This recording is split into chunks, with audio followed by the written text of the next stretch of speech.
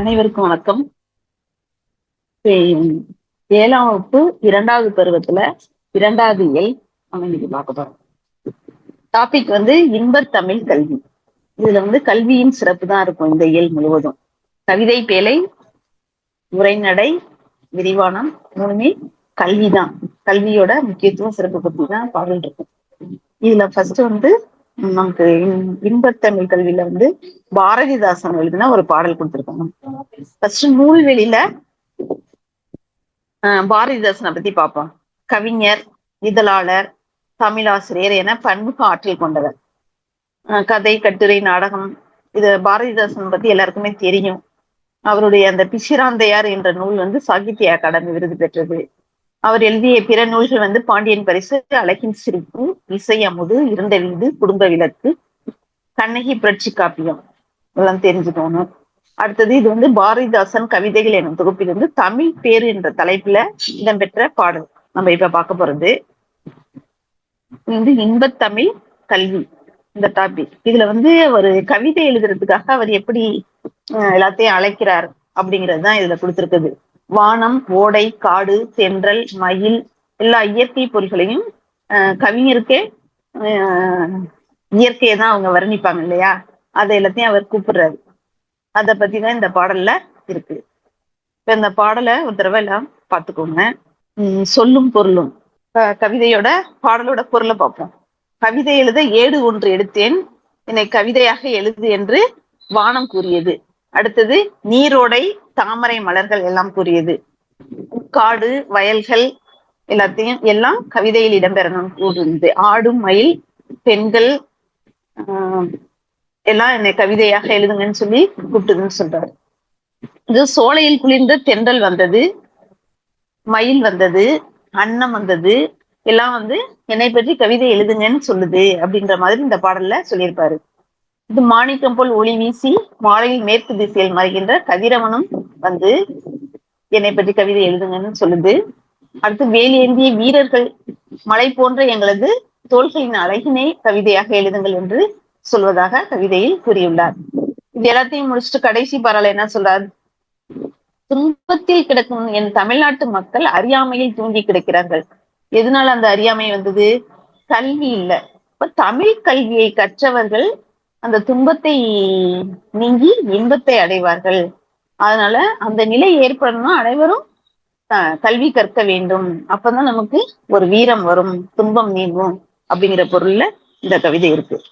மதிப்பீடுல பெண்களுக்கு நிகராக பாரதிதாசன் கூறுவது மயில். மலையை குறிக்கும் சொல் வெற்பு. ஏடு எடுத்தேன் என்னும் சொல்லை பிரித்து எழுத கிடைப்பது ஏடு பிளஸ் எடுத்தேன். துயின்று இருந்தார் என்னும் சொல்லை பிரித்து எழுத கிடைப்பது துயின்று பிளஸ் இருந்தார். என்று பிளஸ் உரைக்கும் சேர்த்ததுன்னா என்று உரைக்கும். அடுத்தது பொறுத்துக. கழனி, வயல், நிகர், சமம், பரிதி, கதிரவன், முகில், மேகம். மதிப்பீட்டுல உள்ள எல்லாத்தையும் கொஞ்சம் பார்த்துக்கணும். அடுத்த கவிதை பேழை அழியா செல்வம். நாலடியார்ல இருந்து ஒரு பாடல் கொடுத்திருக்காங்க. இதுக்கு தலைப்பு அழியா செல்வம். இப்ப நூல்வெளியை பார்ப்போம். நாலடியார் எழுதினது சமண முனிவர்கள். நிறைய பேர் எழுதினாங்க, அதை தொகுத்து வச்சிருக்காங்க. இதுவும் 14 கீழ்கணக்கு நூல்கள் ஒன்று. இதோட சிறப்பு என்னன்னா, ஆளும் வேலும் பல்லுக்குருவி, நாலும் ரெண்டும் சொல்லுக்குருவி அப்படின்னு ஒரு தொடர் இருக்கு. ஆள்னா ஆல மரத்து குச்சியும் வேல மரத்து குச்சியும் பல்லுக்கு நல்லது, அதை போட்டு பல் துளக்கும் போது. அது போல நாலும்னா நாலடியாரை குறிக்கும், இரண்டும்னா திருக்குறளை குறிக்கும். ரெண்டு நூல்களும் சொல்லுக்குருவி. அதில் உள்ள சொல்லப்பட்ட வார்த்தைகள் நம்ம வாழ்க்கைக்கு மிகவும் முக்கியமானது அப்படிங்கிற அர்த்தத்துல இந்த தொடர்கள் விளங்கி வருது. இது தெரியும் உங்களுக்கு. அடுத்தது நாலடியாரோட வேறு பெயர்கள் கேட்கலாம். நாலடி 400 வேளாண் வேதம். 4 அடி 400 வேளாண் வேதம். ரெண்டும் ஞாபகம் வச்சுக்கணும். அது திருக்குறள் போலவே அறம், பொருள், இன்பம் என்று 3 பிரிவுகளை கொண்டது. இதுலயும் இது மட்டும் தான் கொடுத்திருக்காங்க. அடுத்தது நம்ம பாடலுக்கு வருவோம். இதுவும் கல்வியோட சிறப்பு தான் சொல்லியிருக்காங்க. எல்லா செல்வமும் அழிந்துவிடக்கூடியது, ஆனா கல்வி செல்வம் மட்டும்தான் என்ன செய்யாது, அழியாது.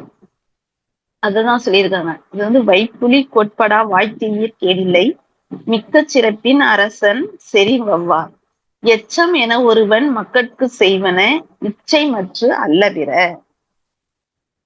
அதாவது கல்வியை பொருள் போல சேமித்து வச்சிருந்தாலும் அதை வந்து பிறரால் என்ன செய்ய முடியாது, அழிக்க முடியாது. அத கல்வரால் சூறையாட முடியாது. யாருமே அரசர் கூட அதை என்ன செய்ய முடியாது, எடுக்க முடியாது. ஒருத்தவங்க படிச்ச படிப்பை வந்து அவங்க பெற்ற பட்டத்தை அடுத்தவங்க கவர முடியாது. அதனாலதான் குழந்தைகளுக்கு நம்ம சேர்த்து வைக்க வேண்டிய செல்வம் கல்வி செல்வம் தான், மற்ற செல்வம்லாம் செல்வம் ஆகாது அப்படின்னு இந்த நாலடியார் பாடல்ல சொல்லியிருக்காங்க. அடுத்தது இதுல வந்து மதிப்பீடு. ஒருவர் தம் குழந்தைகளுக்கு சேர்த்து வைக்க வேண்டிய செல்வம் கல்வி. கல்வியை போல் செல்வம் வேறில்லை, விலையில்லாத செல்வம் வேறில்லை. வாய்த்தீயின் எனும் சொல்லை பிரித்து எழுத கிடைப்பது வாய் பிளஸ் தீயின். கேடில்லை, கேடு பிளஸ் இல்லை. எவன் பிளஸ் ஒருவன் என்பதை சேர்த்துனா எவன் ஒருவன். இதெல்லாம் எளிமையானதுதான். அடுத்து உரைநடை உலகத்துல வாழ்விக்கும் கல்வியின் கல்வியோட சிறப்பு தான் சொல்லியிருக்காங்க. இந்த பாடம் முழுவதும் கல்வி மற்ற எல்லாத்தையும் விட எவ்வளவு சிறந்தது அப்படிங்கிறத சொல்லியிருக்காங்க இல்லையா எல்லாத்துலயும். அது போல இதுல வந்து அனைத்து செல்வங்களை விட கல்வி செல்வம் சிறந்ததுன்னு தெரியும். கல்வியின் இன்றியமையாமை கற்க வேண்டிய நூல்கள் கற்கும் கால அளவு இது குறித்து இந்த பாடத்துல சொல்லியிருப்பாங்க.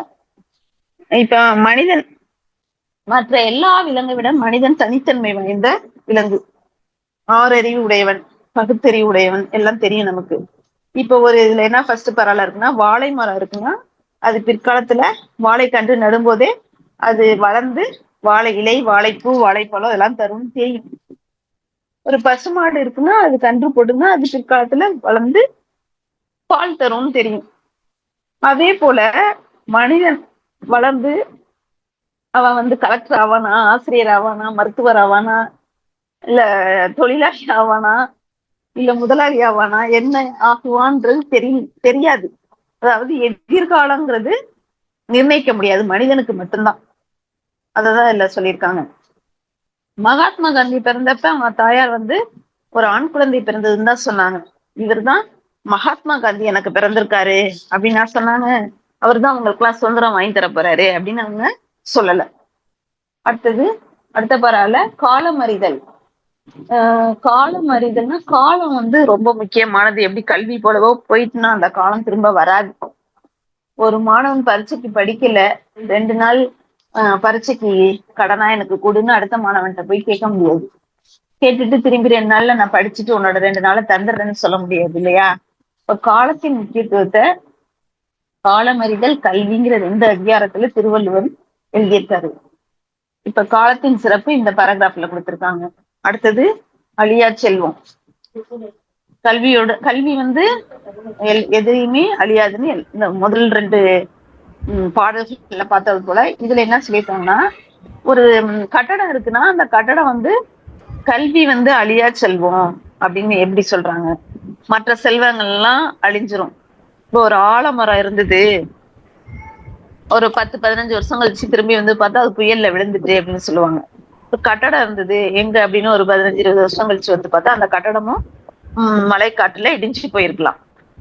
அதே போல ஒருத்தட்ட உள்ள செல்வம் பணம் 2 லட்சம் ரூபாய் அவர்கிட்ட இருந்தது, இப்ப எதுவுமே இல்லாம அவரு 2 ரூபாய் கடன் கேட்கிறாருன்னு சொல்லலாம், வாய்ப்பு இருக்கு. ஆனா ஒருத்தவங்க படிச்ச படிப்பு, அவங்கள்ட்ட உள்ள பட்டம் அது வந்து குறைஞ்சு போய் இப்ப 10வது ஆயிட்டு அப்படின்னு சொல்ல முடியாது இல்லையா.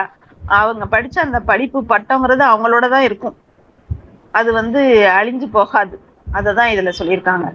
திருவள்ளுவர் என்ன சொல்லியிருக்காரு, கேடில் விழிச்செல்வம் கல்வி ஒருவருக்கு மாடல்ல மற்ற எவை. எல்லாத்தையும் விட சிறந்த செல்வம் கல்வி செல்வம் அப்படிங்கிறத புரிய வைக்குது. அடுத்து ஒளி விளக்கு. கல்வி வந்து ஒரு ஒளி விளக்கு தெரியும் எல்லாருக்கும். அப்ப அந்த கல்வி இல்லாத ஒரு வீடா இருந்தாலும் சரி, நாடா இருந்தாலும் அது விளக்கில்லாத வீடு அப்படிங்கிறதுக்கு சமம். விளக்கில்லாத வீட்டுல குடியிருக்க முடியுமா? இருக்க முடியாது. அது போல கல்வி இல்லாத குடும்பத்தை யாரும் மதிக்க மாட்டாங்க, அது சிறப்படையாது, வாழ முடியாது. அதான் ஒளி விளக்கு. கல்வி என்ன சொல்லியிருக்காங்கன்னா இல்ல ஒளி விளக்குன்னு சொல்லியிருக்காங்க. அடுத்தது கற்றவரும் கல்லாதவரும். திருக்குறள்ல திருவள்ளுவர் அவங்கள வந்து கல்லாதவரை விலங்குன்னு சொல்லிட்டாரு. விலங்கோடு மக்கள் அணைய விலங்குநூல் கற்றாரோடு இணையவர்.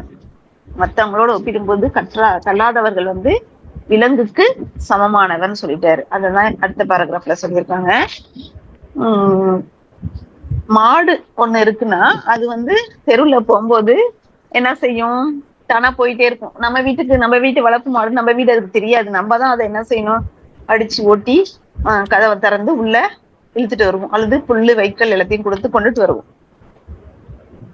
ஆனா அதே அந்த மாடு வந்து எதையாவது போய் என்ன செய்யும்? தானாவே உருட்டும், முட்டும், அடுத்தது வந்து தாண்டி போகும். இந்த மாதிரி ஒரு கெடுதலான செயலை வந்து நம்ம வந்து சொல்லித்தரணும்னு அவசியம் இல்லை. அது தானாகவே என்ன செய்யும்? செய்தோம். நல்ல செயலை என்ன செய்யாது? பால் கறக்கணும் அப்படின்னு ஒரு சொம்ப எடுத்து கொண்டு போய் வச்சு அதுல பால் கறந்து வைக்குமா? வைக்காது. அப்ப அந்த அக்ரிணை உயிர்கள் மற்ற எல்லாத்துக்கும் நல்ல செயல்களை தானே செய்யணுங்கிறது தெரியாது. அது யாருக்கு மட்டும்தான் தெரியும்? மனிதன் மட்டும்தான் நல்ல செயல்களை தானாக செய்ய வேண்டும் அப்படின்னு வள்ளுவர் சொல்றாரு. இதுதான் நன்றின்பால் உயிப்பது அறிவு அப்படின்னு இதுக்காக தான் சொல்லியிருக்காரு. அந்த அறிவு வந்து நம்ம பெறணும்னா நல்ல செயல்களை நாமவே முன்வந்து செய்ய வேண்டும். இதுதான் இதுல உள்ள கான்செப்ட். அப்ப அதை பெறுவதற்கு அதுக்கு நமக்கு கல்வி உதவும். அந்த கல்வி அறிவு பெற வேண்டும் அப்படின்னு சொல்றாரு. இதுதான் இந்த பேராகிராஃப்ல இருக்கு. அடுத்தது கல்வியும் பள்ளியும். எவ்வளவோ மாணவர்கள் இருக்காங்க. அவங்கள வந்து எதுக்கு பள்ளிக்கு அனுப்புறாங்க? அவங்க பள்ளிக்கூடத்துல வந்து படிச்சு நல்ல பழக்க வழக்கம் ஒழுக்கத்தை முதல்ல கத்துக்கணும், நல்ல குடிமகனா மாறணும் இல்லையா? அடுத்ததுதான் அவங்க மருத்துவராகவோ பொறியாளராகவோ அறிவியல் அறிஞராகவோ மாறுவாங்க. அதுக்கு ஆசிரியர்கள் துணை புரிகிறார்கள். பள்ளித்தலம் அனைத்தும் கோயில் செய்குவோம், எங்கள் பாரத தேசம் என்று தோல் கொட்டுவோம் அப்படின்னு சொல்லியிருக்காரு பாரதியார். அப்ப பள்ளிக்கூடத்தை கோயிலா உருவகப்படுத்தியிருக்காங்க. ஏன்னா அங்கதான் நம்ம குழந்தைகளுடைய எதிர்காலம் நிர்ணயிக்கப்படுது. அங்கதான் அவங்க எல்லாரும் மேதைகளாக மாறுறாங்க, அறிஞர்களாக விஞ்ஞானிகளாக எல்லாமே மாறுறதுக்கு அந்த கோயில் தான் இருக்கு. அப்ப அந்த பள்ளிங்கிற கோயில்ல குழந்தைகளை கொண்டு வந்து விடணும், அந்த கல்வி அறிவை பெற வைக்கணும். எல்லா மாணவர்களுக்கும் ஆசிரியர்கள் நம்ம பாடம் சொல்லி கொடுப்போம். 10வது முடிச்சுட்டு 12வது முடிச்சுட்டு போகும்போது அவங்க என்ன சொல்றோம்? நல்லா மேல படிச்சு நல்லா வேலைக்கு போ, நல்லா சிறப்பாயிருன்னு சொல்லி வாழ்த்தி அனுப்புவோம் இல்லையா? ஆனா நம்ம கொடுத்த அந்த கல்வியை திரும்பி கொடுன்னு நம்ம கேட்போமா? யாரையும் கேட்க மாட்டோம். நல்லா சொல்லி கொடுத்துட்டேன், நீ படிச்சு முடிச்ச பிறகு என்கிட்ட உள்ள கல்வியெல்லாம் உங்கள்கிட்ட சொல்லி கொடுத்துட்டேன், திரும்ப கொடுன்னு நம்ம கேட்க மாட்டோம். நல்லா படிச்சு இன்னும் நீ முன்னேறு, இன்னும் நல்லா படிச்சு நல்ல வேலைக்கு போ, நல்ல படிப்பு படி அப்படின்னு தான் நம்ம சொல்லுவோம். அது கல்வியை வந்து திருப்பி கொடுன்னு யாருமே கேட்க மாட்டோம். அதுதான் அதோட சிறப்பு. இதே பணத்தை கொடுத்தோம்னா என்ன செய்யலாம்? பணத்தை நீ சம்பாரிச்சுட்டு திருப்பி கொடுன்னு கேட்கலாம். கற்க கசடர் அந்த கல்வியோட சிறப்பு சொல்லியிருக்காங்க இல்லையா அந்த பாடத்துல உரைநடை முழுவதும். அதுல கடைசியா என்ன சொல்றாங்கன்னா, கசடர கற்க வேணும். நிறைய நூல்கள் இருக்கு, நிறைய புத்தகங்கள் இருக்கு, எல்லாத்தையும் எல்லாராலையும் படிக்க முடியாது இல்லையா? கல்வி கரையில கற்பவர் நாள் சில. அப்ப தேர்ந்தெடுத்துதான் நம்ம படிக்கணும். நிறைய சில பேர் 50 புத்தகம் 100 புத்தகம் எவ்வளவு எழுதியிருக்காங்க. ஆனா திருவள்ளுவர் ஒரே ஒரு நூல் தான் எழுதியிருக்காரு. அதுவும் எவ்வளவு அதை சிந்திச்சு எப்படி அது உலக பொதுமறையா எந்த காலத்திலையும் எந்த நாட்டிலையும் எந்த இனத்தவருக்கும் எல்லா மக்களுக்கும் எக்காலத்திலையும் வாழ்வதற்கான அறிவுரைகள் அதுல இருக்கு இல்லையா? அப்ப அந்த அளவுக்கு இருக்குன்னா, எல்லாருக்கும் அது ஏற்றுக்கொள்ளக்கூடியதா இருக்குன்னா, அதை எவ்வளவு சிந்திச்சு அதை எழுதியிருப்பாருங்கிறத நம்ம உணரணும். அப்ப அது போல நம்ம படிக்கிறப்ப எல்லா நூல்களையும் படிக்கணும்னு அவசியம் இல்லை. நல்ல தெளிவா எதை கற்கணும் அப்படிங்கிறத கத்துக்கணும். அதுவும் கசடற அதுல உள்ள கருத்துக்களை நம்ம பிழை இல்லாம கற்கணும்னு சொல்றாரு. கற்க கசடற கற்பவை அப்படின்னு சொல்லியிருக்காரு இல்லையா? அதுல எதை படிக்கணும்னு செலக்ட் பண்ணிட்டு அதை படிக்கும் போது அதை தெளிவா உட்பொருள உணர்ந்து அதை படிக்கணும். கருத்து அதாவது அந்த நிறைய காய்கறிகள் நிலத்துக்கு மேலையும் விளையிற காய்கறிகள் இருக்கு, நிலத்துக்கு அடியில விளையிற காய்கறிகள் இருக்கு, இது போல நிறைய இருக்கு இல்லையா? அது போல நூல்களும் நிறைய இருக்கு. அதுல எது நல்லது அப்படின்னு நம்ம செலக்ட் பண்ணி அதை தெளிவா நம்ம கற்கணுங்கிறது தான் இந்த பாடத்தோட கருத்து.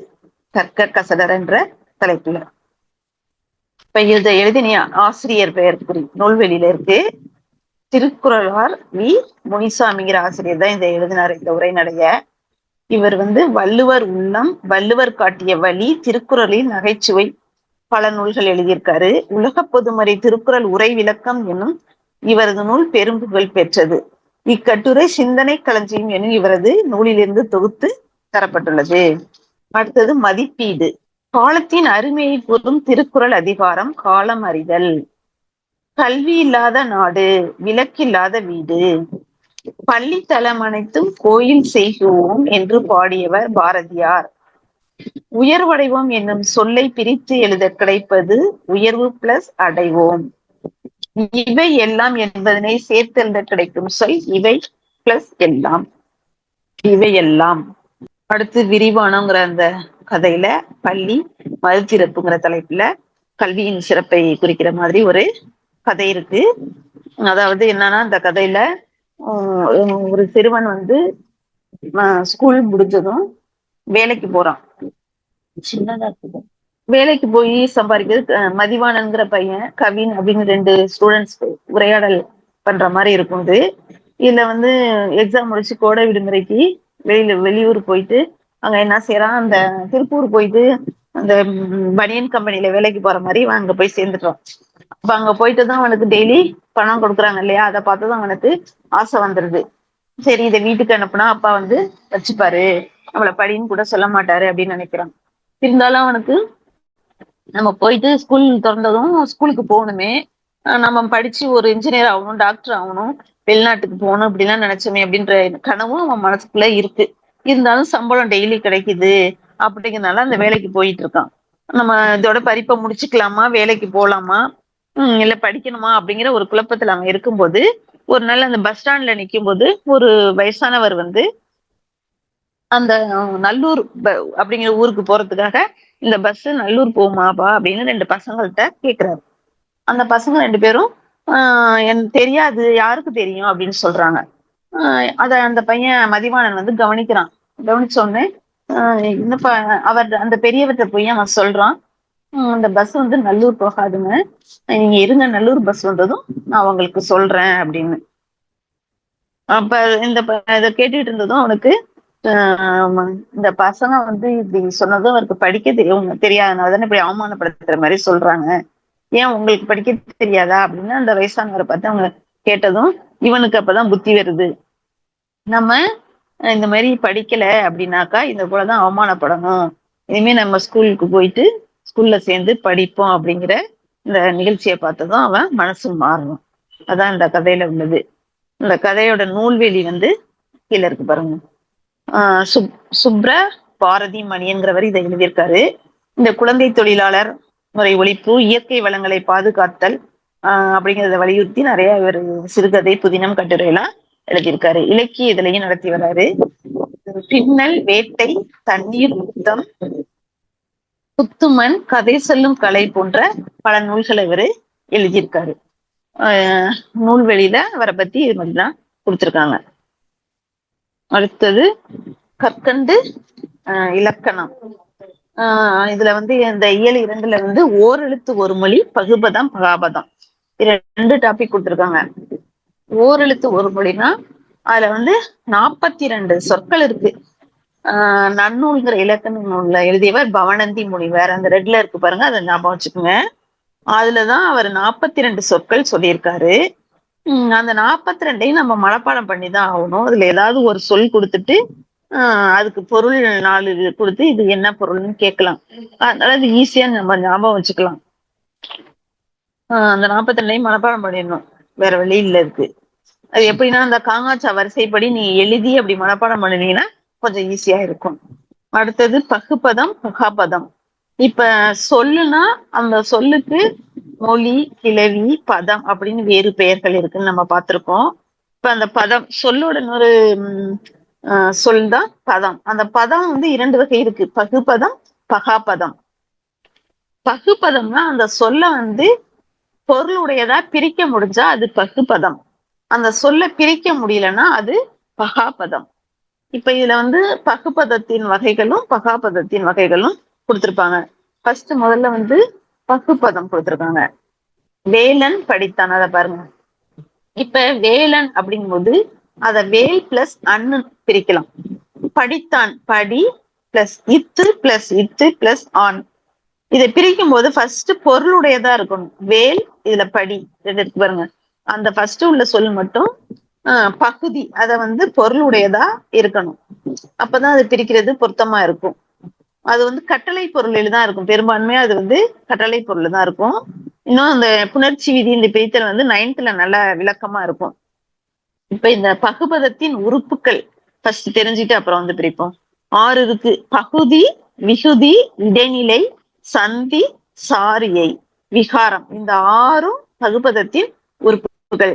இப்ப ஒரு சொல்லுக்கு வந்து இந்த 6 இடம்பெறணும்னு அவசியம் இல்ல. பகுதி, விகுதி 2 இருந்தாலே அதை பிரிச்சிடலாம். 2 மட்டும் கூட இருக்கும்.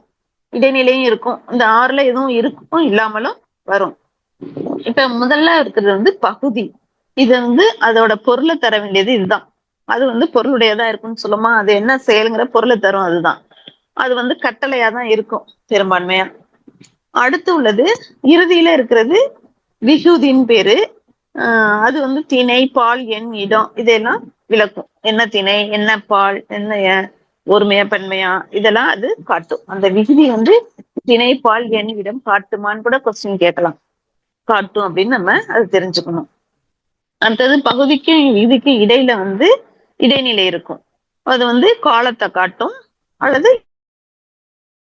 பொருளில் வரும். அது காலம் காட்டும் இடைநிலைகள்னு இருக்கு. 3 காலத்தையும் காட்டுறதுக்கு தனித்தனியா இடைநிலைகள் இருக்கு. அது அடுத்த கிளாஸ்ல பாத்துக்கலாம். இடைநிலைக்கும் இப்ப பகுதிக்கும் இடைநிலைக்கும் இடையில இருக்கிறதுக்கு பேரு வந்து சந்தி. அடுத்தது அந்த இடைநிலைக்கும் விகுதிக்கும் இடையில வரும், ஒற்றெழுத்தா வரும். அதுக்கு பேரு சாரியை. அது அசை சொல்லாம இருக்கும். அதுக்கு பேரு சாரியை, இதுக்கு பேரு சந்தி. இப்ப இந்த கீழே ஒரு வந்தனன் இருக்கு பாருங்களேன். அதுல எல்லாமே இடம்பெற்று இருக்கும். ஃபர்ஸ்ட் வந்து வந்தனன் எப்படி பிரிப்போம்னா வா வேன்னு பிரிக்க முடியாது. அதுல உள்ளது வா, அதான பொருள் தருது.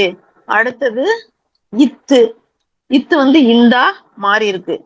அடுத்தது இத்து, அந்த இந்ததான் இத்துன்னு மாறி இருக்கு. அடுத்து த இருக்குல்ல, அதை பிரிச்சோம்னா இத்து கூட்டல் அ. அடுத்து ந இருக்கு, அதை பிரிச்சோம்னா இன் பிளஸ் அ திரும்ப வருது. திரும்ப கடைசியில இன் இருக்கு இல்லையா? அப்ப அந்த ஃபர்ஸ்ட் உள்ளது பகுதி, அது வா, அது வேன்னு குறுகி இருப்பது விகாரம். இதான் விகாரம். நம்ம பகுதி, விகுதி, இடைநிலை, சந்தி, சாரியை பார்த்தோம் இல்லையா? விகாரங்கிறது மாறி வர்றது. நம்ம விகாரமா இருக்காங்கன்னு நம்ம சொல்லுவோம். அப்ப மூஞ்சி மாறி இருந்தா அப்படி சொல்லுவோம். அப்ப இது வ அப்படின்னு இருக்கிற இடத்துல வான்னு மாறி இருக்கிறதுனால அதை விகாரம்னு சொல்றோம். அடுத்ததுலயும் பாருங்க, இத்து அப்படிங்கிறதுதான் சந்தி. அங்க எப்படி இருக்கு, இந்தா மாதிரி மாறி இருக்கு, அதனால அது விகாரம். அடுத்து இத்துங்கிறது இறந்த கால இடைநிலை. இறந்த காலத்தை குறித்ததே அந்த இடைநிலை தான். இறந்த இடைநிலையோட வகைகள் தனியா படிக்கும் போது விளக்கமா அதை பார்த்துப்போம். அடுத்து அண்ணுங்கிறது சாரியை. அடுத்து கடைசியா உள்ள அண் வந்து விகுதி. அது எதை காட்டுதுன்னா ஆண்பால காட்டுது.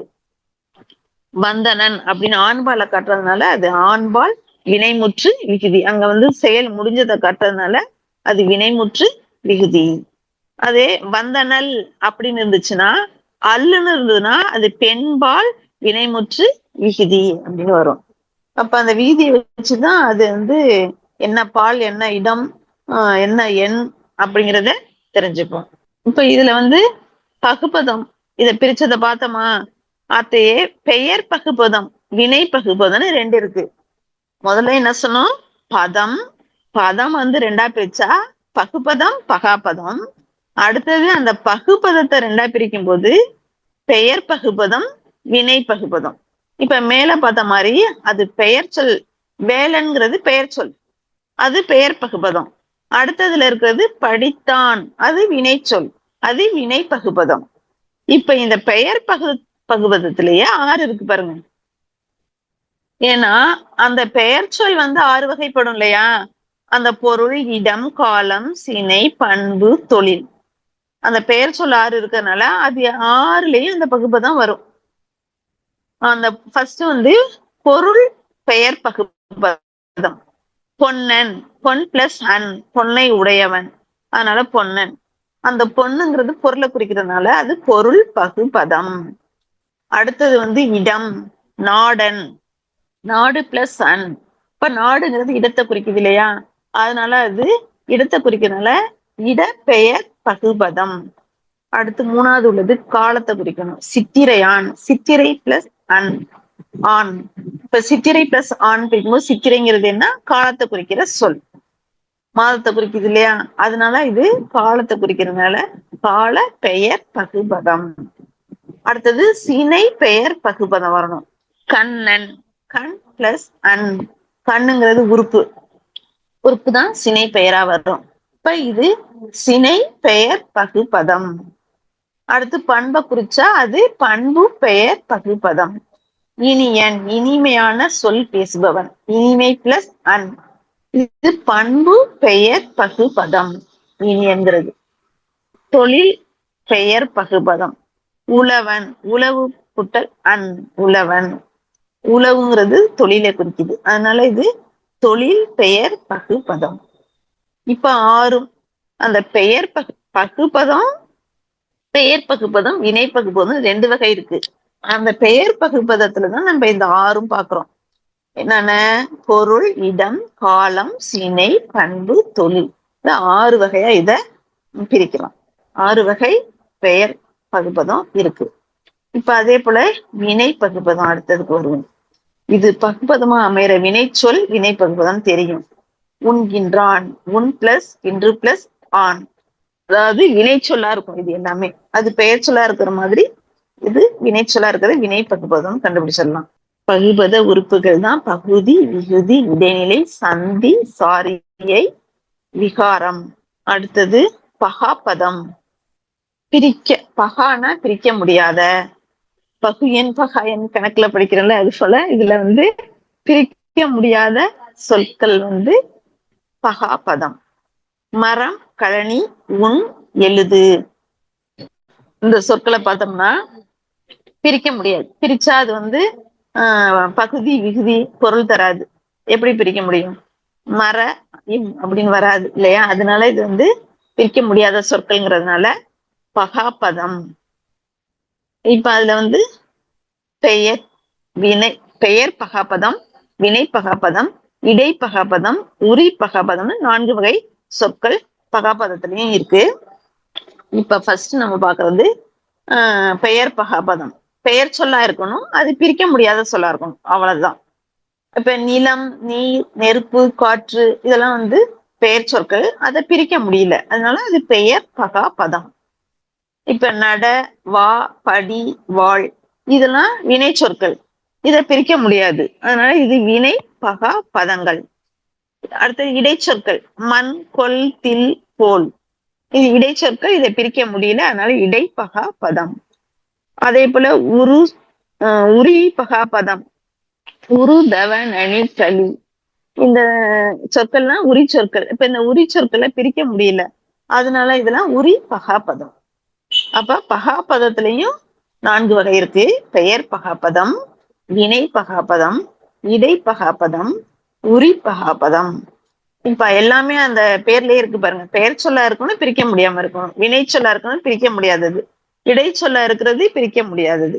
உரி சொல், பிரிக்க முடியாத சொல். அது எல்லாமே அந்த பகாபதத்தின் வகைகள்ல வந்துடும். அவ்வளவுதான். இதுல இதுல வந்து ஓரெழுத்து ஒரு மொழிதான். 42 நம்ம பார்த்துக்கணும், படிச்சு வச்சுக்கணும், அந்த வரிசைப்படி எழுதி. ஆனா பசு, நமக்கு இதுல வந்து ஒரு 35 வார்த்தை வந்து நம்ம பழக்கத்துல உள்ளதுதான், ஈஸியா இருக்கும், நம்ம படிச்சு மனப்பாடம் பண்ண வேணாம். அதுல 1, 2 தான், ஒரு 7, 8 வார்த்தை தான் புதுசா இருக்கும், இலக்கிய சொற்களா இருக்கும். இதுல என்னன்னா நோ, தூ, இது 2 சொற்கள் மட்டும் குறி, மீதி 40 வந்து நெடிலா இருக்கும். அது ஒண்ணு ஞாபகம் வச்சுக்கணும். ஆனா பசு, ஈனா கொடு, இதெல்லாம் நமக்கு தெரிஞ்சதுதான். ஊனா இறைச்சி, ஏ அம்பு, ஐ தலைவன், ஓனா மதகு நீர் தாங்கும் பலகை, கானா சோலை, கூனா பூமி. இது வந்து நம்ம இலக்கியத்துலதான் இருக்கும், செயல்ல வரும், அதனால இது கொஞ்சம் ஞாபகம் வச்சுக்கணும். கூனா பூமி, கையினா ஒழுக்கம், கோனா அரசன், சானா இறந்து போ, அதெல்லாம் ஞாபகம் வச்சுக்கலாம். எல்லாம் நமக்கு தெரிஞ்சது. சீனா இகழ்ச்சி, நம்ம யாரையாவது கோமா திட்டுறோம்ல, சீ போன்னு, அப்ப அது இகழ்ச்சி அப்படி ஞாபகம் வச்சுக்குவோம் அத. சேனா உயர்வு, சோனா மதில், தானா கொடு, தீனா நெருப்பு, இதெல்லாம் ஞாபகம் வச்சுக்கலாம். தூணா தூய்மை, தேனா கடவுள், தைனா தைத்தல், நானா நாவு, நீனா நாக்கு, நானா நாக்கு, நீனா முன்னிலை ஒருமையை கூப்பிடுறோம்ல, நீ நீங்கள் நீன்னு, அதுதான் இது. நேனா அன்பு, இது கொஞ்சம் புதுசா இருக்கும். நேனா அன்பு, இதை நல்லா ஞாபகத்துல வச்சுக்கணும். நைனா இழிவு, இதுவும் கொஞ்சம் புதுசு. அடுத்தது நோனா வறுமை, நோனா நோயை ஞாபகம் வச்சுக்குவோம், அப்ப வறுமைன்னு ஞாபகத்துக்கு வந்துடும். பானா பாடல் நமக்கு தெரியும், பூனா மலர் தெரியும், பேனா மேகம், இதுவும் கொஞ்சம் தெரியாது. பேனா மேகம் மனப்பாடம் பண்ணிப்போம். பைனா இளமை, போனா செல் தெரியும், மானா மாமரம், மீனா வான், மூனா மூப்பு, மேனா அன்பு, மைனா அஞ்சனம், இதுவும் இலக்கியத்துல வரும். மைனா அஞ்சனம், மோனா மோத்தல், யானா அகலம், வானா அழைத்தல், இதெல்லாம் தெரியும். வீணா மலர், வைனா புல், வவுனா கவர், இதெல்லாம் கொஞ்சம் கடைசியில என்ன உள்ள சொற்கள் ஞாபகம் படிச்சுக்கணும். நோ குறில்னா நோய், குறில்ல உள்ளதுதான். தூணா உன், இந்த நோனா நோய், தூணா உன், இது ரெண்டும் தான் குறில், மீதி 40ம் நெடில் எழுத்துக்கள். இதை நம்ம ஞாபகம் வச்சுப்போம். இதுல ஒரு கொஸ்டின் கேட்கறதுக்கு வாய்ப்பு இருக்கு. அடுத்தது நன்னூலின்படி மதிப்பீட்டுக்கு வருவோம். தமிழில் உள்ள ஓரெழுத்து ஓர் மொழிகளின் எண்ணிக்கை 42. எழுதினான் என்பது வினை பகுபதம், பெயர் பகுபதம் 5, 4, எத்தனை வகைப்படும் கேட்டுங்க. பெயர் பகுப்பதும் 6 வகைப்படும். காலத்தை காட்டும் பகுப்பத உறுப்பு, இடைநிலைதான் காலத்தை காட்டுன்னு சொன்னோம் இல்லையா. அடுத்தது பொறுத்துக. பொறுத்துகையில அந்த பெயர் பகுப்பதம் நம்ம பார்த்ததுல கண்டுபிடிக்கணும் என்னன்னு. அந்த பெயர் சொல்லாவே இருக்கு, பெரியார். வினை பகுப்பதம், வினைச்சொல் வாழ்ந்தான். இடை பகுப்பதம், இடைச்சொல் மண். உரி பகுப்பதம் நனி. இப்ப இதெல்லாம் நம்ம போர்டுல எழுதி நடத்தணும்னா நல்லா விளக்கமா இன்னும் சிறப்பா நடத்தலாம். இப்ப நம்ம புக்கை வச்சு நடத்தும் போது இந்த அளவுக்கு தான் நடத்த முடியும். கொஞ்சம் டவுட் இருந்தா கேட்டுக்கோங்க. இந்த பகுப்பதம் பகாபதம் இதுல ஏதாவது டவுட் இருந்தா லாஸ்டா நம்ம நடத்தி முடிச்ச பிறகு கேட்டுக்கலாம். பகுப்பதம் உறுப்புகள் அந்த புணர்ச்சி விதியெல்லாம் நடத்தும் போது 9th வரும்போது அதை நல்லா டீப்பா தெரிஞ்சுக்கலாம். இந்த பின்னாடி உள்ள மொழியை ஆள்வோம், மொழியோடு விளையாடு, இதெல்லாம் நீங்க ஒர்க் அவுட் பண்ணி பார்க்கணும். அறுவகை பெயர்ச்சிகள் என்னென்னு இதெல்லாம் நம்ம அந்த இதுல கட்டத்துல போட்டு பார்த்துக்கணும். அடுத்தது 3 இடங்கள் கொடுத்திருக்காங்க. தன்மை, முன்னிலை, படற்கை, இது தெரியும், 6வதுல இதை படிச்சுட்டோம். இருந்தாலும் ஒரு கிளான்ஸ் சொல்றேன். தன்மைங்கிறது தன்னை குறிப்பது. நான், நாம், நாங்கள், என், எம், எங்கள். அதுலயே நான்னா ஒருமை, தன்மை ஒருமை. நாங்கள், நாம்ங்கும் போது தன்மை பன்மை. என் அப்படிங்கும்போது ஒருமை. எம் ஒருமைதான். எங்கள் அப்படிங்கும்போதுதான் அது பன்மை, தன்மையில பன்மையில வருது. அடுத்தது முன்னால் இருப்பவங்களை குறிப்பது முன்னிலைன்னு தெரியும் உங்களுக்கு. நீ, நீங்கள், நீர், நீவீர், உன், உங்கள். நீங்கும் போது ஒருமையில வரும், முன்னிலை ஒருமை. நீங்கள்ங்கும் போது முன்னிலை பன்மை. நீர், நீவீர்லாம் அது இலக்கிய ரீதியில சொல்லுவாங்க. உன், உங்கள் எல்லாம் நம்ம இலக்கிய ரீதியில பயன்படுத்துவாங்க. இப்ப தன்மையும் முன்னிலையும் இல்லைன்னா அயல்ல தேர்ட் பர்சன் அர்த்தங்களை குறிக்கிறது படற்கை. தன்மை, முன்னிலை, படற்கை. இந்த படற்கையில தன்மையிலே முன்னிலையும் இல்லாதவங்களை அடுத்தவங்களை குறிக்கிறது. அவன், அவள், அவர், அவர்கள், அது, அவை, இவன், இவள், இவை, இதெல்லாம் படற்கை சொற்கள். கீழே உள்ளது எல்லாத்தையும் நம்ம ஃபில்அப் பண்ணி பார்த்துக்குவோம். அப்ப கொஞ்சம் ப்ராக்டிஸ் பண்ணாதான் அது நமக்கு புரியும். நம்ம எளிமையானதான் அப்படின்னு நினைச்சிட்டு இருந்தோம்னா அது அந்த இடத்துல ரொம்ப சந்தேகம் வந்துடும். அடுத்தது கலைச்சொல் அறிவோம். சம்மர் வெக்கேஷன் கோடை விடுமுறை, சைல்ட் லேபர் குழந்தை தொழிலாளர், டிகிரி பட்டம், லிட்ரஸி கல்வியறிவு, மாரல் நீதி, யூனிஃபார்ம் சீருடை, கைடன்ஸ் வழிகாட்டுதல், டிசிப்ளின் ஒழுக்கம். இந்த இருபொருள் தருமாறு உள்ள சொற்கள் கூட ஒரு சொல் கண்டிப்பா கொஸ்டின் பேப்பர்ல வரும். அதையும் நல்லா பார்த்துக்கணும். ஆறுனா அந்த 6 கால்களுடைய அந்த ஆறு, ஆறுனா பாதைன்னு கூட இன்னொரு சொல் இருக்கு. இதையும் எல்லாத்தையும் எழுதி பார்த்துக்கணும். விளக்கு விளக்குறது, விளக்கி சொல்வது, விளக்க குடிக்கிறது. படி படிக்கிறது, வாசற்படியை குறிக்கும். இன்னொன்னு வந்து அளக்கிற படி ஒண்ணு இருக்கு இல்லையா, அதையும் குறிக்கும். சொல்லுங்கிறது நம்ம அந்த பதம் அந்த சொல்லையும் சொற்களையும் குறிக்கும். நம்ம சொல்லுதல் இயம்புதல் அப்படிங்கிற அர்த்தத்திலையும் வரும். கல்ங்கிறது கற்களையும் குறிக்கும், கல்வி கற்பதையும் குறிக்கும்.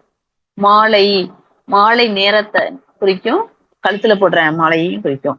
இடி இடின்ற இடி மின்னல் இடி அப்படிங்கிற அந்த இடி யோசையை குறிக்கும். பிடித்து சொல்லுதல் அப்படிங்கும்போது பிடித்து சொல்றதே குறிக்கிறது. இப்ப இதையும் என்ன செய்யுங்க, எல்லாத்தையும் ஒரு தடவை எழுதி பார்த்துக்கோங்க. அடுத்தது கலைவண்ணம் இயல் 3ல உள்ள ஃபர்ஸ்ட் கவிதை வந்து கலைவண்ணத்தை பத்தி தான். இதை எழுதின ஆசிரியர் தேனரசன்.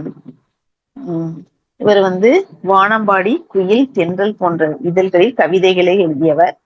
சமுதாய சிக்கல்கள் எல்லல் சுவையோடு வெளிப்படும் அப்படின்னு இவரோட கவிதையில சமுதாய சிக்கலை எல்லலா சொல்லியிருப்பாரு. அதான் மண் வாசல், வெள்ளை ரோஜா, பெய்து பழகிய மேகம்ங்கிற கவிதை நூல்களை இவர் எழுதியிருக்கார். இப்ப இந்த பாடல் இடம்பெற்ற கவிதை நூல் வந்து பெய்து பழகிய மேகம் என்னும் நூலிலிருந்து எடுத்தாளப்பட்டுள்ளது. இப்ப இந்த பாடலை வந்து ஒரு கிளான்ஸ் வந்து படிச்சுக்கோங்க. படிச்சுட்டு அடுத்தது அதோட பொருள். பிரம்மாக்கள்னா படைப்பாளர்கள், நெடினா நாற்றம், நெடி அடிக்குதுன்னு சொல்லுவோம் இல்லையா, ஒரு ஸ்மெல் வந்தா அதான். மல்லைனா குழந்தை, வனப்புனா அழகு, பூரிப்புனா மகிழ்ச்சி, மேனினா உடம்பு உடலை குறிக்கும். இவர் என்ன சொல்றாரு, கலையுலக படைப்பாளர்களே, மண்ணின் அழகுக்கு அழகு சேர்ப்பவர்களே, உங்களுக்கு ஒரு மனித சமுதாயத்தின் வேண்டுகோள் அப்படின்னு சொல்ற மாதிரி படைப்பாளர்கள்ட்ட பேசுற மாதிரி இந்த பாடல் இருக்கு. நீங்கள் பாறை உடைப்பவரின் சிலையை செதுக்கினால் அதுல வந்து வியர்வை நாற்றம் வர வேண்டுமா. பாறை உடைக்கும் போது எவ்வளவு கஷ்டப்பட்டு அந்த உழைப்பாளர்கள் உழைப்பாங்க இல்லையா, அப்ப அதுல வியர்வை வரணும். உழவரின் உருவ வார்ப்பாக இருந்தா அது வீரம் மண்ணின் மனம் வீசணும். உழவர்களோட சிலையை நீங்க வரைஞ்சிங்கன்னா, செதுக்குனீங்கன்னா அதுல வந்து அந்த ஈரம் மண்ணின் வாசனை இருக்கணும். அப்புறம் தாயின் மகிழ்ச்சியான உருவத்தை ஓவியமாக வரைந்தால் அவங்க முகத்தில் அந்த அன்பும் பாசமும் இருக்கணும். குழந்தையின் சித்திரத்தை தீட்டினா அதுல வந்து பால் மனம் கமழ்வது போல இருக்கணும். அந்த படைப்பாளர்களுக்கு எல்லாருக்கும் இவர் சொல்றாரு, ஆல்ப்ஸ் மலை சிகரங்கள், அட்லாண்டிக் பெருங்கடல் அலைகள், அமேசான் காடுகள், பனிப்படர் பள்ளத்தாக்குகள், தொங்கும் தோட்டங்கள் என இயற்கையின் விந்தை தோற்றங்கள் எவையும் கலை வடிவம் பெறலாம். ஆனால் அதில் மானுட பண்பு கட்டாயமாக இருக்கணும். மாற்றம் இல்லாத எந்த அழகும் அழகென்று, மனிதன் கலக்காத எதிலும் ஈர்ப்பில்லை. எல்லாத்தையும் நீங்க அழகா படைக்கலாம், ஆனா அதுல வந்து அந்த மானுட பண்பு இருக்கணும் அப்படிங்கிற மாதிரி இந்த கவிதை இருக்கு. அதாவது உழைப்பாளர் சிலைன்னா அதுல வியர்வை இருக்கணும், உழவர்னா அதுல மண் வாசனை இருக்கணும், தாய் படம் வரைஞ்சா அதுல ஒரு பாசமா அன்பும் ததும்பணும், குழந்தையோட முகத்துல பால் மனம் கமலணும் அப்படிங்கிற மாதிரி இருக்கணும்னு சொல்லிட்டு அந்த கவிதையில சொல்லியிருக்காரு. மயிலும் மானும் வனத்திற்கு வனப்பு தருகின்றன, மிளகாய் வற்றலின் நெடி தும்மலை வரவழைக்கும், அன்னை தான் பெற்ற மழையின் சிரிப்பில் மகிழ்ச்சி அடைகிறார். வனப்பிள்ளை என்னும் சொல்லை பிரித்து எழுத கிடைப்பது வனப்பு பிளஸ் வில்லை, வார்ப்பு பிளஸ் எனில் என்பதனை சேர்த்து எழுத கிடைக்கும் சொல் வார்ப்பெனில். அடுத்தது கவிதை பேழை வந்து கீரை பாத்தியும் குதிரையும், இரட்டுற மொழிதல், இரட்டுற மொழிதல் அல்லது ஸ்லேடை அப்படின்னு சொல்லுவோம். இந்த பாடல்ல வந்து கீரை பாத்தியும் குதிரையும் ஒப்பிட்டு இருப்பாங்க. ஒரே சொல் வந்து 2 பொருளையும் குறிக்கிற மாதிரி இருக்கும். அதுதான் ஸ்லேடை. இருட்டுற மொழிதல், இரண்டு பொருள்பட கூறுவது அல்லது சிலேடை. சிலேடைனாலும் அதேதான் அர்த்தம், ரெண்டும் ஒரே பொருள். இப்ப காளமேக புலவர் தான் அந்த சிலேடை புலவர்னு அவருக்கு பேரு. சிலேடைகள் அமைத்து பாடல்கள் எழுதுவதில் சிறப்பானவர் அவர். அவருடைய இயற்பெயர் வரதன். மேகம் மழை பொழிவது போல கவிதைகளை விரைந்து பாடியதால் இவருக்கு பேர் காளமேக புலவர். மேகம் எப்படி மழை பொழியுது கொட்டுது அது போல அவரு அவ்வளவு சிறப்பா பாடினதுனால அவருக்கு காளமேக புலவர் அப்படின்னு பேரு. அவருடைய இயற்பெயர் வரதன். திருவானைக்கா உலா, சரஸ்வதி மாலை, பரபிரம்ம விளக்கம், சித்திர மாடல் அப்படிங்கிற நூல்கள் இவர் எழுதியிருக்காரு. இவரது தனிப்பாடல்கள் தனிப்பாடல் திரட்டு என்னும் நூலில் இடம்பெற்றுள்ளது. அதிலிருந்து நமக்கு ஒரு பாடல் கொடுத்திருக்காங்க. இது வந்து சேடை எப்படி வருது அப்படிங்கிறத பார்ப்போம்.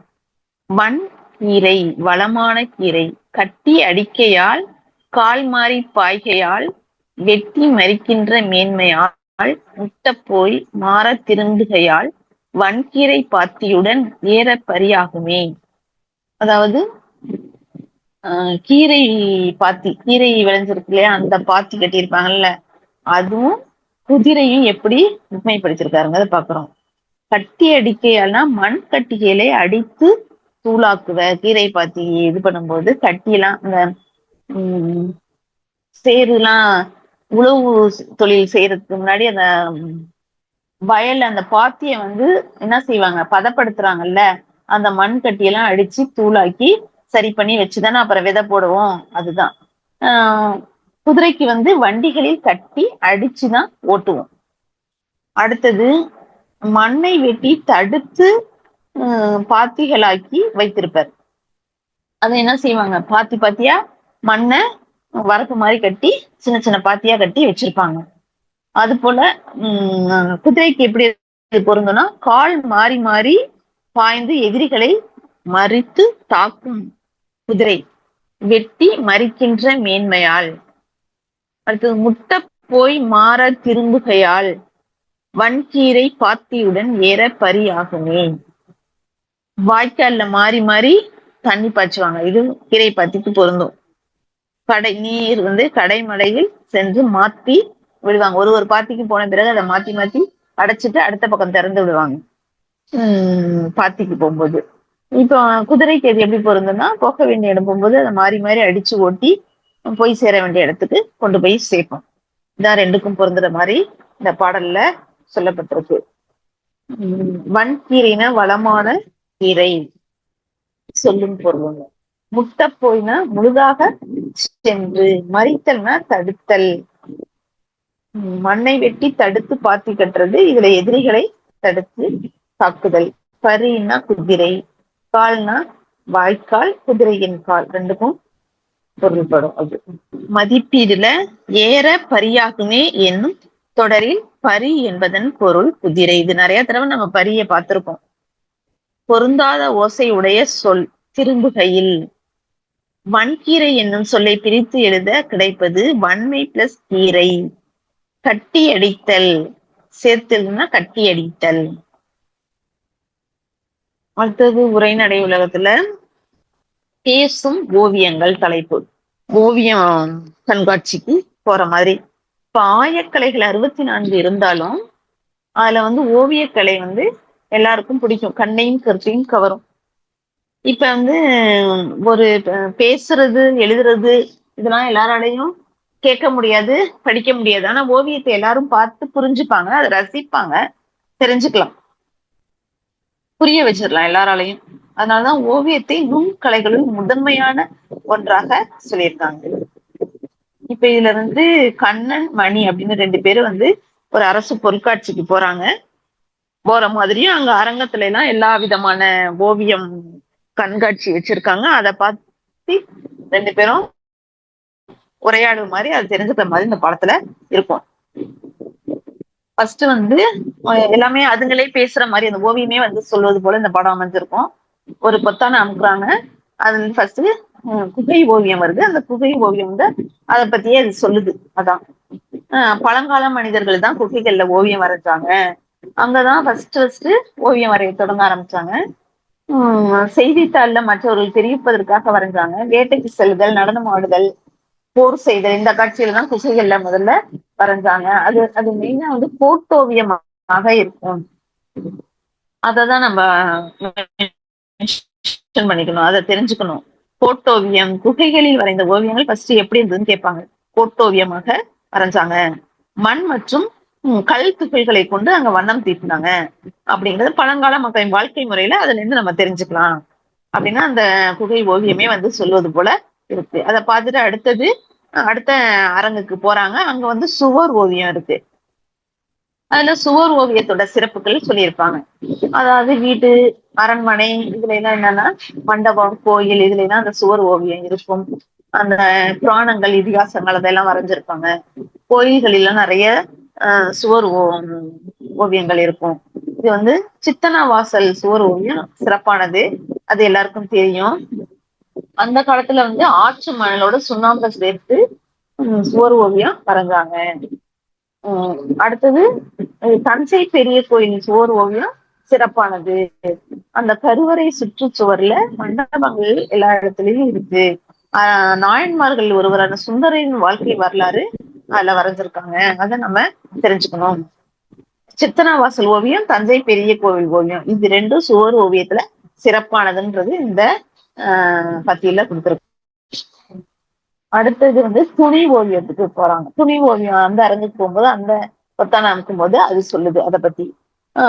துணி ஓவியத்துக்கு பேர் வந்து துணி வந்து எளினி, திரைச்சீலை, கிளி, படம் அப்படிங்கறதெல்லாம் வந்து துணி அந்த துணிக்கு பேரு. துணியில வரைகிறதுனால இது வந்து துணி ஓவியம் பேரு. சீவக சிந்தாமணியில வந்து குணமாலைங்கிற தலைவி வந்து யானையை கண்டு அஞ்சு ஓடிய காட்சி வந்து சீவகன் வந்து துணியில வரைஞ்சதா அந்த இருக்கு சீவக சிந்தாமணியில. அது ஒரு சிறப்பு. இதுக்கு கலம்காரி ஓவியங்கள் அப்படின்னு சொல்லுவோம். துணியில வரைஞ்சிருக்கிறதுக்கு. இப்ப வந்து இந்த கலம்காரி டிசைன்ல புடவை, ஜாக்கெட் எல்லாம் வந்திருக்குல்ல, அந்த துணியில வரைகிறதுனாலதான் அந்த கலம்காரி பிளவுஸ்ன்னு கூட நம்ம சொல்லுவோம். அது வந்து ஆந்திராவிலதான் அது ரொம்ப சிறப்பு. அந்த கலம்காரி ஓவியம் வந்து தமிழகத்திலயும் ஆந்திராவிலையும் சிறப்பு. அடுத்தது இந்த ஓலைச்சுவடி ஓவியத்துக்கு போறாங்க. கலம்காரிங்கிறது துணியில வரையப்பட்ட ஓவியம். அடுத்தது தெரிந்து தெரியும் ஒரு பாக்ஸ்ல இருக்கு பாருங்க. புனையா ஓவியம் அடுத்த புனைவில் நெடுநல் வாடையில சொல்லப்பட்ட வரிகள். அடுத்தது புனையா ஓவியம் புறம் பொந்தன்ன மணிமேகலையில சொல்லப்பட்டது. அப்ப அந்த ஓவியம் வந்து ஏற்கனவே இருக்கு, அந்த காலத்திலே இருந்தது அப்படிங்கிறத தெரிஞ்சுக்கிறதுக்கு உள்ள நூல்களுக்கு வந்து நெடுநல் வாடை, மணிமேகலை. அடுத்து ஓலைச்சுவடி ஓவியம். இந்த ஓவியம் ரொம்ப கடினமானது. கோட்டோவியமாகவும் வண்ணப்பூச்சி ஓவியமாகவும் இருக்கும். இதுல வந்து புராண காட்சி, இதிகாசங்கள் இதெல்லாம் வரைஞ்சிருப்பாங்க. ஓலைச்சுவடியிலே இப்ப நம்மளால ஓவியம் வரைய முடியாது. சரஸ்வதி மகால் நூலகத்தில் சென்றால் அந்த இது இருக்கு. நம்ம தாள்ல வரைஞ்சாலே அந்த பையன் கேட்கிற மணி நம்ம அழைச்சிட்டு வரைகிறோம். பென்சில்ல வரைஞ்சு பார்த்து அதை அழிச்சிட்டு அப்புறம் தான் நம்ம வந்து கிரையான்ஸ் போட்டு வரைஞ்சு கொடுக்குறோம். ஓலைச்சுவடியில வந்து அழிக்க முடியாது இல்லையா? ஒன்ஸ் வரைஞ்சிட்டாங்கன்னா அப்படியே தானே இருக்கும். அப்ப எவ்வளவு அருமையா நம்ம முன்னோர்கள் வரைஞ்சிருக்காங்க, அவங்களோட திறமை எவ்வளவு சிறப்பாக இருந்திருக்கு அப்படின்னு அதுல சொல்லியிருக்காங்க. அடுத்தது செப்பேட்டு ஓவியம். செப்பேடுங்கிறது அந்த காலத்து அரசர்கள் ஆணை பிறப்பிக்கிறதுக்கு இருந்தது செப்பேடு தான். அதுல உளி வச்சுதான் வரைய முடியும். அதுலயும் நீர்நிலைகள், பறவைகள், செடி கொடிகள், விலங்குகள் இதெல்லாம் குறியீடுகளா போட்டு ஓவியம் வரைஞ்சிருக்காங்க. அடுத்தது தந்த ஓவியங்கள். தந்த ஓவியங்கள் வந்து யானை தந்தத்தை எடுத்து அதுல வரைஞ்சிருப்பாங்க. அதுல நீர் வண்ணங்களை பயன்படுத்தி அழகான ஓவியங்கள் வரைஞ்சிருக்காங்க. நம்ம இதெல்லாம் ரொம்ப கடினமானது, அப்படியே ரொம்ப மைன்யூட்டா செய்யறது நுண்கலைகள். அவ்வளவு சிறப்பான ரொம்ப பொறுமையா அதை வந்து வரையணும் இல்லையா? இந்த சின்னதா இப்ப அரிசியில வந்து ஓவியம் வரைகிறாங்க பாருங்க. அரிசியில இன்ஷியல் போட்டு தராங்க இல்லையா? அது போல அவ்வளவு சின்னதா மைன்யூட்டா செய்யற விஷயங்கள். கண்ணாடி ஓவியம். கண்ணாடி ஓவியங்கிறது இந்த கிளாஸ் பெயிண்டிங் தஞ்சாவூர்ல ரொம்ப சிறப்பு. அந்த கண்ணாடியில பல வகையான ஓவியங்களை வரைஞ்சி இப்பயும் அதை வந்து ஃப்ரேம் பண்ணி வீட்டுல எல்லாம் அழகுக்கு பயன்படுத்துவாங்க. அடுத்தது இப்ப உள்ளதுதான் என்ன, தாள்ல வரைகிற ஓவியம். இதுலதான் நம்ம தாள்ல எப்படி வேணாலும் painting, sketch, colour, water colour, crayons எல்லாத்தையும் பயன்படுத்தி இப்ப லேட்டஸ்டா நம்ம நிறைய வரைஞ்சுட்டு இருக்கோம். இப்ப அடுத்து கருத்துப்பட ஓவியம்னு ஒண்ணு இருக்கு. இது இந்தியாங்கிற இதழ்ல பாரதியார் இந்த கேலி சித்திரம் வரைஞ்சாரு. அதுதான் ஃபர்ஸ்ட் அந்த கருத்துப்பட ஓவியத்துல அந்த கேலி சித்திரத்தை வரைஞ்ச கார்ட்டூன் அப்படின்னு சொல்றோம்ல, அது மூலம் வரைஞ்சது, நகைச்சுவையா வரைகிறது. இந்த ஒரு தெரிந்து தெரிவோம் இருக்கு இல்லையா, அதுல வேறு பெயர்களை அறிவோம், இது படிச்சுக்கணும். இதுல ஒரு கொஸ்டின் கண்டிப்பா வரும். ஓவியத்துக்கு வேறு பெயர்கள்: ஓவு, ஓவியம், ஓவம், சித்திரம், படம், படாம், வட்டிகை செய்தி. ஓவியம் வரைபவருக்கு வேறு பெயர்கள்: கண்ணுள் வினைஞர், ஓவிய புலவர், ஓவமாக்கல், கிளவி வல்லூன், சித்திரக்காரர், வித்தகர். ஓவிய கூடம் வேறு பெயர்கள்: எழுதலில் அம்பலம், எழுத்து நிலை மண்டபம், சித்திர அம்பலம், சித்திர கூடம், சித்திர மாடம், சித்திர மண்டபம், சித்திர சபை. இது ஓவிய கூடத்திற்குள்ள வேறு பெயர்கள். இதுல ஒரு கொஸ்டின் வரும், இதை நம்ம மனப்பாடம் பண்ணிதான் ஆகணும். கடைசியா உள்ளது நவீன ஓவியம். இதுல புதுமையான ஓவியம் இந்த ஒரு சினிமால கூட ஒரு படம் வரைஞ்சிருப்பாங்க, அதை பார்த்துட்டு சும்மா கோடு கோடா கிறுக்கி வச்சிருப்பாங்க, அதிகமான விலை கொடுத்து அதை வாங்கிட்டு போவாங்க. அது போல அதுல எதுவுமே இருக்காது, ஹைக்கூ கவிதை போல வெறும் கிறுக்கல்கள் தான் இருக்கும். அதான் நவீன ஓவியமா வச்சிருக்காங்க. அதுல இருந்து ஏதாவது நம்மளா ஒரு மீனிங் எடுத்துக்கணும், அதான் நவீன ஓவியம். இது போல நிறைய ஓவியங்கள் இருக்கு. அந்த ஓவியத்தை பத்தி இந்த படத்துல எல்லாம் இருக்கு. இப்ப இதுல தெரிந்து தெளிவோம்ல பார்ப்போம்.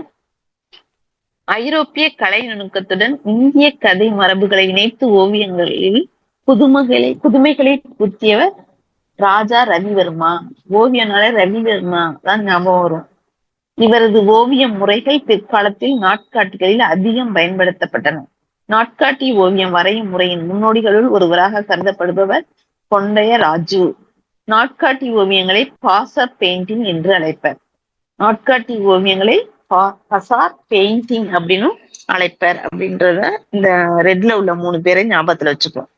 எல்லா ஓவியங்களையும் சும்மா ஒரு கிளான்ஸ் படிச்சாலே போதும், எளிமையானதுதான், அது ஞாபகத்து வந்துடும். நகைச்சுவை உணர்வு வெளிப்படுமாறு வரையப்படும் ஓவியம் கேலி சித்திரம். புகை ஓவியங்களில் வண்ணம் தீட்ட பயன்பட்ட பொருள்களில் ஒன்று அந்த மண் துகள். கோட்டோவியம் எனும் சொல்லை பிரித்து எழுத கிடைப்பது கோடு பிளஸ் ஓவியம். செப்பேடு எனும் சொல்லை பிரித்து எழுத கிடைப்பது செப்பு பிளஸ் ஏடு. எழுத்து பிளஸ் ஆணி என்பதனை சேர்த்து எழுத கிடைப்பது எழுத்தாணி. கருத்து படங்களை அறிமுகப்படுத்தியவர் பாரதியார். கலம்காரி ஓவியம் என்று அழைக்கப்படுவது துணிகளில் வரைந்த ஓவியம். மன்னர்களின் ஆணைகளையும் அரசு ஆவணங்களையும் செப்பேடு மீது பாதுகாத்தனர். தமிழ் ஒளிர் இடங்கள். சிறப்பான நம்ம தமிழ்நாட்டுல உள்ள அந்த முக்கியமான இடங்கள் பத்தி இதுல கொடுத்திருக்காங்க. அதாவது தஞ்சை சரஸ்வதி மகால், தஞ்சாவூர் தமிழ் பல்கலைக்கழகம், உவேசா நூலகம், கீர்த்திசை நூலகம், கன்னிமேரா நூலகம், 4 நூலகங்கள் இருக்கு. அடுத்தது வள்ளுவர் கோட்டம், கன்னியாகுமரியில் உள்ள திருவள்ளுவர் சிலை, உலக தமிழ் சங்கம், பூம்புகார் சிற்பக்கலை கூடம். இதுதான் இந்த விரிவானம்ங்கிற டாபிக்ல உள்ள சிறப்புகள். சிறப்பான சில இடங்கள் பத்தி. புதிய இடங்களை பாக்குறதுன்னா எல்லாருக்குமே பிடிக்கும். பழமையான நினைவு சின்னங்கள், இயற்கை அழகு நிறைந்த பகுதிகள், வழிபாட்டு இடங்கள், கடற்கரை பகுதிகள், தேசிய பூங்காக்கள் எல்லாம் பாக்குறது உள்ளத்துக்கு மகிழ்ச்சியை தரும். அதாவது தமிழின் பெருமையை சொல்வது போல இந்த இடங்கள்லாம் இருக்கும். தமிழர்களின் சிறப்பை சொல்வது போல உள்ள தமிழ்நாட்டில் உள்ள சிறப்பு வாய்ந்த இடங்கள். ஃபர்ஸ்ட் உள்ளது தஞ்சை சரஸ்வதி மகால் நூலகம். இப்ப இது ரொம்ப தொன்மையான நூலகங்கள் ஒன்று. கிபி பொது ஆண்டு 1122 முதல் இது இயங்கி வருகிறது. தமிழ் உள்பட்ட வேறு மொழிகளில் ஓலைச்சுவடிகள், கையெழுத்து படிகள் எல்லா நூல்களும் இதுல இருக்கு. தலைச்சிறந்த ஓவியங்களும் இதுல இருக்கு. இதுதான் இதோடைய சிறப்பு. தமிழ் பல்கலைக்கழகம், தஞ்சாவூர்ல உள்ள தமிழ் பல்கலைக்கழகம். தமிழுக்கென்று ஒரு பல்கலைக்கழகம் அமையணும்னு சொல்லிட்டு கிபி பொது ஆண்டு 1981 தோற்றுவிக்கப்பட்டது. இது இதோட சிறப்பு என்னன்னா 1000 ஏக்கர்ல இருக்கு. மேலேந்து பார்க்கும்போது தமிழ்நாடு அப்படிங்கிற அளவுல அதுல கட்டடங்கள் அமைப்பு இருக்கும். அதான் அதோட சிறப்பு. தமிழோட பற்றி ஆராய்ச்சி செய்வதற்கு, தமிழ் மொழியை வளர்ப்பதற்கு, தமிழர்களின் நாகரிகத்தை, பண்பாடு, பழக்க வழக்கங்கள்லாம் அந்த இதுல ஆராய்ச்சி பிரிவுகள்லாம் நிறைய இருக்கு. இதுல கலைப்புலம், சுவடிப்புலம், வளர்த்தமிழ் புலம், மொழிப்புலம், அறிவியல் புலம் அப்படிங்கிற 5 புலங்களும் 25 துறைகளும் இருக்கு. அதான் அதை தெரிஞ்சுக்க வேண்டியது. அப்புறம் சித்த மருத்துவத்துறை மூலமும் இதுல வந்து மருத்துவ தொண்டும் செய்து வராங்க. அப்புறம் பெரிய நூலகங்கள் இருக்கு. இதுல வந்து சிறப்பான வெளிநாட்டுல இருந்தெல்லாம் நிறைய பேர் இதுல வந்து படிக்கிறாங்கிறது இதோட சிறப்பு. உவேசா நூலகம் சென்னை. இது 1942 தொடங்கப்பட்டது. இதுல வந்து 2128 ஓலைச்சுவடிகளும் 2941 தமிழ் நூல்களும் உள்ளது. அடுத்த கீழ்த்திசை நூலகமும் சென்னையில இருக்கு. இதனுடைய காலம் 1869. தெலுங்கு, தமிழ், கன்னடம், மராத்தி போன்ற மொழிகளில் ஓலைச்சுவடிகள் உள்ளது. கணிதம், வானியல், மருத்துவம், வரலாறு போன்ற நூல்களும் இருக்கு. அண்ணா நூற்றாண்டு நூலகத்தின் 7வது தளத்துல இது இருக்கு. கன்னிமரா நூலகம் சென்னையில் உள்ள பழமையான நூலகம். நாட்டின் களஞ்சிய நூலகங்கள் ஒன்று. இதுல வந்து 6 லட்சத்துக்கு மேல நூல்கள் இருக்கு. புத்தகம், நாளிதழ், பருவ இதழ்கள்னு நிறைய இங்க இருக்கு. மறைமலை அடிகள் நூலகமும் இங்க ஒண்ணு 3ஆம் மாடியில தனியா செயல்படுது. பழமையான நூலகம் அது. வள்ளுவர் கோட்டம் இதுவும் சென்னையில உள்ளதுதான். திருவாரூர் தேர் அமைப்புல இந்த வள்ளுவர் கோட்டம் இருக்கு. திருக்குறள் திருவள்ளுவரின் சிறப்புக்காக இது 1973 தொடங்கப்பட்டது. இந்த கருங்கல்ல தான் இது இருக்கு. 4 பெரிய வீலும் அதுல இடையில 2 சின்ன வீலும் 2 சக்கரங்களும் அதுல இருக்கும். எண்கோண வடிவத்துல அந்த தேர் அமைப்புல உள்ள இருக்கு. உள்ள வந்து திருவள்ளுவருடைய சிலை இருக்கு. அப்ப 1330 குறட்பாக்களும் அங்க உள்ள வந்து செதுக்கப்பட்டு வச்சிருக்காங்க. அத இன்னொன்னு சிறப்பு என்னன்னா, அறத்துப்பால் வந்து கருநிற பளிங்கு கல்லிலும், பொருட்பால் வெண்ணிற கல்லிலையும், இன்பத்துப்பால் செந்நிற பளிங்குகளிலும் அழகா அங்க செதுக்கி வச்சிருக்காங்க. அடுத்து கன்னியாகுமரியில திருவள்ளுவர் சிலை. இது கடலுக்குள்ள இருக்கும். அதுதான் இதோட சிறப்பு.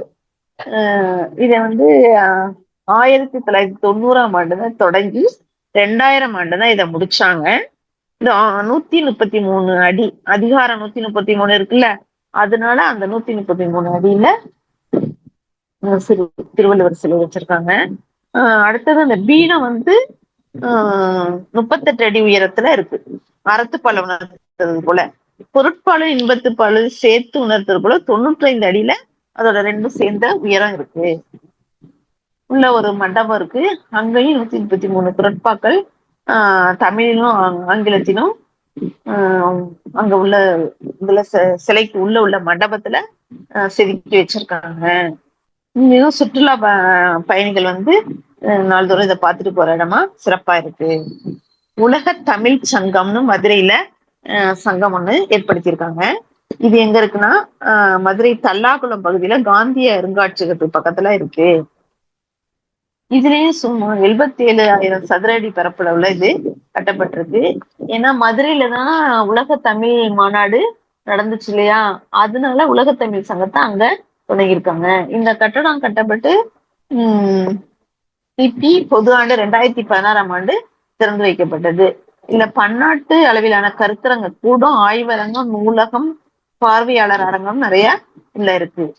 அது போல சுற்றுச்சுவர்ல இதுலயும் திருக்குறள் எல்லாம் எழுதி விளக்கமா கொடுத்திருப்பாங்க. சங்கத்தமிழ் காட்சி கூடம் தனி கட்டடத்துல இதுலயே உலக தமிழ் சங்கத்தின் மற்றொரு அரங்கம் வந்து தனியா சங்கத்தமிழ் காட்சி கூடம் இருக்கு. அங்க வந்து தருமிக்கு பாண்டிய மன்னன் காட்சி கொடுத்த அந்த திருவிளையாடல் புராண காட்சி அங்க செதுக்கப்பட்டு வச்சிருக்காங்க. மதுரையில நடந்ததுனால அங்க அதுல இருக்கு. வெண்கல சிற்பங்கள், நிறைய ஓவியங்கள், இதெல்லாம் அங்க நம்ம தமிழ் புலவர் ஔவையார், கபிலர், தொல்காப்பியர் எல்லாம் அங்க வச்சிருக்காங்க. இதுதான் அதோட சிறப்பு. அடுத்தது பூம்புகார்ல உள்ள சிற்பக்கலை கூடம். இதுவும் 2000 ஆண்டுகளுக்கு முன் சோழர்கள் தலைநகரமா இருந்தது இல்லையா பூம்புகார், அது துறைமுகமா விளங்குச்சு. இப்ப அது வந்து கொஞ்சம் அழிஞ்சிட்டு. இது வந்து பூம்புகாரோட சிறப்பை வந்து மருவூர்பாக்கம் அப்படிங்கிற நூலில் பட்டினப்பாக்கங்கிறாங்க. அங்க வந்து பட்டினப்பாளையில 2 பகுதியா அங்க இருந்தது. மருவூர்பாக்கம் அப்படின்னும், அடுத்தது வந்து பட்டினப்பாக்கங்கிறது நகரம், மருவூர்பாக்கங்கிறது கிராமம் அப்படின்னு 2 பகுதியா அங்க இருந்ததுங்கிறத பட்டினப்பாளையங்கிற நூல்ல சொல்லியிருப்பாங்க. இந்த பட்டினம்னு அந்த 2 சொல்லி நான் போட்டு எழுதணும்னா அது வந்து நகரத்தை குறிக்கும். அப்ப பட்டினம்னு 3 சொல்லி நான் போட்டோம்னா அது வந்து கடற்கரை பகுதியை குறிக்கும். இப்ப இந்த பூம்புகார் வந்து பாதி வந்து அந்த சுனாமி மாதிரி கடற்கோள் வர்றதுல பாதி அடைஞ்சிட்டு, இப்ப வந்து அந்த கட்டடங்கள் மட்டும் இருக்கு. அப்ப உள்ள அளவுக்கு அந்த வணிகம் அதெல்லாம் இல்ல. இப்ப அந்த கட்டடங்கள் மட்டும் இருக்கு. அந்த கலைக்கூடத்துல வந்து கண்ணகி சிலப்பதிகாரத்தோட கதை வந்து அதுல ஓவியமா வரைஞ்சிருப்பாங்க. கண்ணகி மாதவி கோவலனோட கதை அதுல இருக்கும். கண்ணகிக்கு சிலையும் மாதவிக்கும் அங்க வந்து ஒரு நெடிய சிலையும் வச்சிருக்காங்க. அந்த படத்துல பார்த்தது போலதான் அது இருக்கும். அடுத்தது வந்து இது கற்கண்டு இலக்கியம் நம்ம வந்து தொழில் பெயர். இது கொஞ்சம் எளிமையா தான் இருக்கும். இது 6வதுல இருந்து உள்ளதுதான். பகுபதம் பகாபதம் போல கடினமா இருக்காது. இத பாத்துக்கலாம். இதோட கடைசியா முடிச்சுக்கலாம்னு நினைக்கிறேன். தொழில் பெயர்ங்கிறதுல ஒரு கொஸ்டின் கண்டிப்பா வரும். ஒரு செயல் அல்லது ஒரு வினை இதை குறிக்கிறது தான் தொழில் பெயர். கொடுத்திருக்காங்க பாருங்க. உழுதல் தையல்காரர், உழவர் செய்யற தொழில் உழுதல், தையல்காரர் செய்யற தொழில் தைத்தல். இப்ப இந்த உழுதல் தைத்தல்ங்கிறதுலாம் ஒரு செயல் இல்லையா? அப்ப அது ஒரு தொழில், ஒரு செயலின் அல்லது ஒரு வினையின் பெயராக அமைகிறது தான் தொழில் பெயர்ங்கிறது. இது வந்து இதை வச்சு அந்த எத்தனை பேர் செஞ்சாங்க, எண், அதோட இடம், காலம், பால், இது எல்லாமே நம்ம தெரிஞ்சுக்கலாம். படித்தல், ஆடல், நடிப்பு, எழுதுதல், பொருத்தல். இத வந்து தொழில் பெயரை விகுதி பெற்ற தொழில் பெயர், முதல்நிலை தொழில் பெயர், முதல்நிலை திரிந்த தொழில் பெயர்னு சொல்லுவோம். இத மேல உள்ளது வந்து படித்தல், ஆடல், நடிப்பு, எழுதுதல், பொருத்தல் எல்லாமே வந்து விகுதி பெற்றதுதான். இது எல்லாத்துலயும் கடைசியா தல். அடுத்து பாருங்க, விகுதி பெற்ற தொழில் பெயர்ல தல், அல், ஊ, கை, இது எல்லாமே அந்த நடத்தல்ல தல் விகுதி இருக்கு, உன்னல்ல விகுதி அல், வாழ்வுல விகுதி ஊ, வாழ்க்கையில விகுதி கை இல்லையா? இது பகுதி உங்களுக்கே தெரியும். நட, உன், வாழ், வாழ். அப்ப விகுதி பெற்று இருக்கிறதுனால இந்த இதுக்கு பேரு விகுதி பெற்ற தொழில் பெயர். அந்த வினை பகுதியோட விகுதி இருக்கு, இறுதியில சேர்ந்து வந்திருக்கு. அதனால இதுக்கு பேரு விகுதி பெற்ற தொழில் பெயர். இத நம்ம அடுத்தது இருக்கு பாருங்க, அந்த ரெட் கலர்ல, இதை மனப்பாடம் பண்ணணும். இது ஒரு கொஸ்டின் கேட்கலாம். தல், அல், அம், ஐ, கை, வை, கு, பு, உ, தி, சி, இ, மை. இதுதான் தொழில் பெயர் விகுதிகள். அதுக்கு எடுத்துக்காட்டு கீழே கொடுத்துட்டாங்க பாருங்க. தருதல், தல் வந்திருக்கா, கூறல், அல் வந்திருக்கு விகுதி, ஆட்டம், அம் விகுதி, விலை, ஐ விகுதி, வருகை, கை விகுதி, பார்வை, வை விகுதி, போக்கு, கூ விகுதி, நட்பு, பூ விகுதி, மறைவு, ஊ விகுதி, மறதி, தீ விகுதி, உணர்ச்சி, சி விகுதி, கல்வி, வி விகுதி, செய்யாமை, மை விகுதி. அப்ப இது எல்லாமே விகுதிகளா வரும். தொழில் பெயர் விகுதிகளான 4 சொல் கொடுத்துட்டு கேட்கலாம். இந்த இதுல உள்ளதை மட்டும் நம்ம மனப்பாடம் பண்ணிக்கணும். இதுல ஒண்ணு வந்துதான் தொழில் பெயர் விகுதி. இது பெற்றிருந்தா அது விகுதி பெற்ற தொழில் பெயர். அடுத்தது முதல்நிலை தொழில் பெயர். இதுல பாருங்க, வானில் இடி இடித்தது, சோறு கொதி வந்தது. இப்ப இடி, கொதி, இந்த சொற்கள் இடித்தல், கொதித்தல்ங்கிற தொழில் பெயர் இல்லையா? இதுல ஒருமை வினையாக என்ன வந்திருக்கு, இடி, கொதி. அப்ப அந்த முதல்நிலை மட்டும்தான் வந்திருக்கு, வேற அதுல விகுதி எல்லாம் எதுவுமே சேரல இல்லையா? அந்த முதல்ல உள்ளது இடித்தல், கொதித்தல் உள்ள இடி, கொதிங்கிற முதல்நிலை மட்டும் வந்ததுனால அது முதல்நிலை தொழில் பெயர். செல்லமாக ஓர் அடி அடித்தான், அறிஞர் அண்ணா தம் பேச்சால் புகழ் பெற்றார். இப்ப அடி, புகழ், இது வந்து விகுதி பெறாமல் வந்திருக்கு இல்லையா? அதனால இது இந்த முதன்மை மட்டும்தான். அடித்தான் புகழ்ந்தார் அப்படின்லாம் வராம அடி புகழ் மட்டும் வந்திருக்கு. முதல்நிலை மட்டும் வந்ததுனால முதல்நிலை தொழில் பெயர். அடுத்ததே அது திரிந்து வந்ததுன்னா முதல்நிலை திரிந்த தொழில் பெயர். பேரு சூடு அந்த ரெட் கலர்ல இருக்கு பாருங்க. அப்ப தமிழ் படிக்கும் பேரு பெற்றேன், உணவின் சூடு குறையவில்லை. பெறுதல், பேருங்கிறது என்ன? பெறுதல். சூடுங்கிறது சுடுதல். அப்ப அந்த பெறுதல் சுடுதல்ங்கிறது தான் அங்க வந்து தொழில் பெயர். அதுதான் பெரு சுடு அப்படிங்கிற முதல்நிலை தான் பேரு சூடு அப்படின்னு மாறி திரிந்து வந்திருக்கு. புரியுதா? இது கொஞ்சம் நல்லா கவனிச்சுக்கணும். பெரு அப்படிங்கிறது பேருங்கிறது அங்க முதல்நிலை என்னன்னா பெரு. அடுத்தது சூடுங்கிறதுல முதல்நிலை வந்து சுடுதான். அங்க சுடுறது அங்க பெறுதல் தான். அது திரிஞ்சுன்னா அந்த பே வந்து பே நெடிலா மாறி சூ வந்து சூன்னு நெடிலா மாறி பேரு சூடு அப்படின்னு மீண்டு வந்திருக்கு திரிந்து. அதனால அந்த முதுநிலை திரிந்து வந்ததுனால அதுக்கு பேரு முதல்நிலை திரிந்த தொழில் பெயர். வீடுங்கிறது வீடுன்னு வரும், மின்னுங்கிறது மீன்னு வரும், கொள்ங்கிறது கோள்னு வரும், உடன்படுங்கிறது உடன்பாடுன்னு வரும். இதெல்லாம் முதல்நிலை திரிந்த தொழில் பெயர். புக்ல உள்ள எடுத்துக்காட்டுகள் தான் பரீட்சைக்கும் வரும். அதனால இதை நம்ம பார்த்து வச்சுக்கிட்டா போதுமானது. தனியா புதுசாலாம் வராது. இப்ப தொழில் பெயர்ல பகுதி, அத வினை பகுதி, விகுதி தெரிஞ்சுக்கிட்டோம். அதுல வந்து முதல்நிலை தொழில் பெயர், முதல்நிலை திரிந்த தொழில் பெயர், விகுதி பெற்ற தொழில் பெயர், இந்த தொழில் பெயர் விகுதிகள். இது மட்டும்தான் இந்த இலக்கணத்துல தெரிஞ்சுக்கிட்டா போதும். பின் வருவனவற்றுள் விகுதி பெற்ற தொழில் பெயர் படித்தல். பின் வருவனவற்று முதல்நிலை திரிந்த தொழில் பெயர். ஊறு, பொறுத்துக, ஓட்டம் விகுதி பெற்ற தொழில் பெயர். பிடி முதல்நிலை தொழில் பெயர். சூடு முதல்நிலை திரிந்த தொழில் பெயர். அவ்வளவுதான்.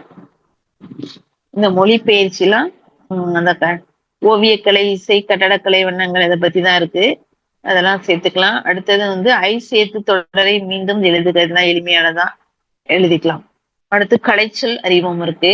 படைப்பாளர் கிரியேட்டர், சிற்பம் கல்ச்சர், கலைஞர் ஆர்டிஸ்ட், கல்வெட்டு இன்ஸ்கிரிப்ஷன்ஸ் கையெழுத்துப்படி, மேனுஸ்கிரிப்ட், அழகியல் ஈஸ்தெட்டிக்ஸ், தூரிகை பிரஷ், கருத்துப்படம், கார்ட்டூன், குகை ஓவியங்கள், கேவ் பெயிண்டிங், நவீன ஓவியம், மாடர்ன் ஆர்ட். போதும், மீதி வந்து அடுத்தது பார்ப்போம். திருக்குறள் பத்தி உங்களுக்கு தெரியும். திருக்குறள் சிறப்புகள், திருவள்ளுவர் சிறப்புகள் எல்லாம் பார்த்துக்கோங்க. இதெல்லாம் குறள் வந்து அணி தான் கேட்பாங்க. அணி இருந்ததுன்னா அணி அதுல என்னென்ன அணி இருக்குங்கிறத, அணி சிறப்பு இல்ல, அணிகள் வந்து அதுல இல்ல. அணிகள் படிக்கும் போது திருக்குறள் எல்லாத்தையும் சேர்த்து ஒட்டுமொத்தமா 6 to 10 வரையிலும் எந்தெந்த குறள்ல என்னென்ன அணி இருக்குங்கிறத தனியா ஒரு கிளாஸா தொகுத்து எடுத்துருவோம் சார். இந்த குறள் எல்லாம் பார்த்து வச்சுக்கோங்க போதும்.